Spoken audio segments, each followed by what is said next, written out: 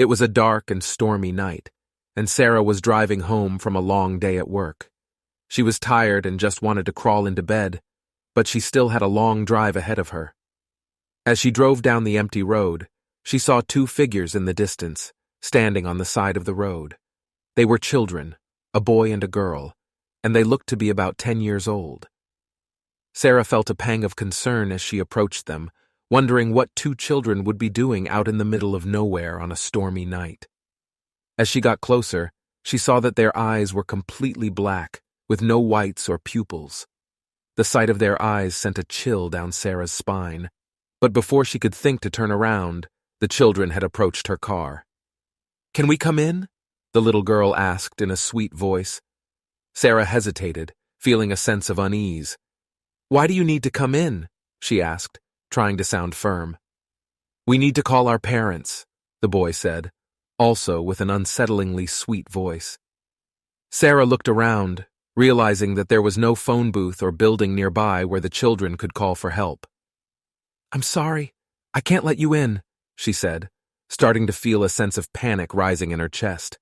The children's faces turned to anger, and their eyes seemed to grow even darker. "Let us in," they repeated, their voices now sounding menacing. Sarah hit the gas and drove away as quickly as she could, her heart pounding in her chest. As she drove away, she could see the children in her rearview mirror, standing in the middle of the road, their eyes still fixed on her. When she looked back again, they were gone. Sarah arrived home safely, but she couldn't shake the feeling of terror that had gripped her when she encountered the black-eyed children.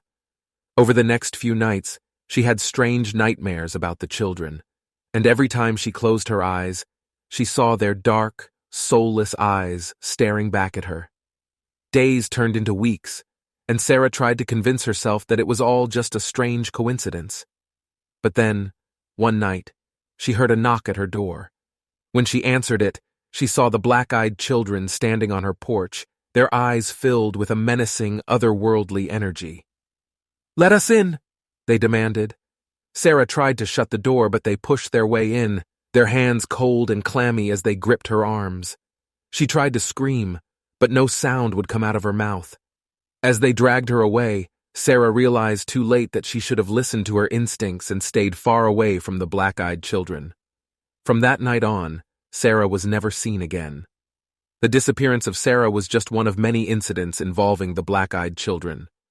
Rumors began to spread about encounters with them, and people started to recount their own encounters with these eerie, otherworldly beings. Some claimed that they were aliens or demons, while others speculated that they were the spirits of children who had died tragically. But regardless of their origin, one thing was clear. They were to be feared. Over time, the sightings of the black-eyed children spread across the country and eventually across the world. They would show up unannounced, appearing in the middle of the night or even in broad daylight. Their demands were always the same: "Let us in." Those who were brave enough to refuse their demands often reported feeling a sense of dread that stayed with them for days or even weeks afterward. But those who let them in were never seen again. The black-eyed children became a legend, and parents would often use their stories to warn their children about the dangers of talking to strangers. People were afraid to be out at night, afraid to be alone, for fear that they would encounter the black-eyed children. As the years went by, the sightings of the black-eyed children became less frequent and eventually faded away.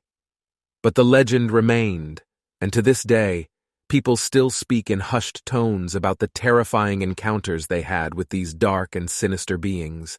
And for those who believe in the legend, they know that the black-eyed children are still out there, waiting for their next victim, ready to strike when least expected.